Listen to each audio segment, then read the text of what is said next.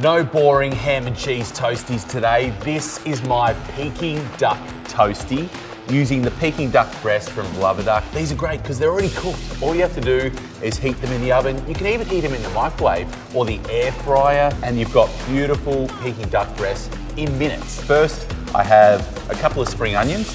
Then I've got some cheese. This is a Gruyere cheese, but you can use whatever cheese you've got in the fridge. Sourdough. I'm going to make 2 toasties today. What I've got here is some duck fat. Start with a good sprinkle of our cheese, and then a sprinkle of our spring onion.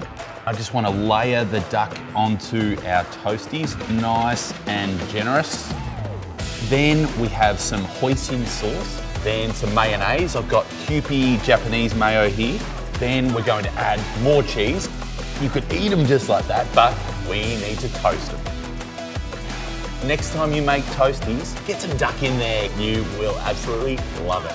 Peking duck toasties.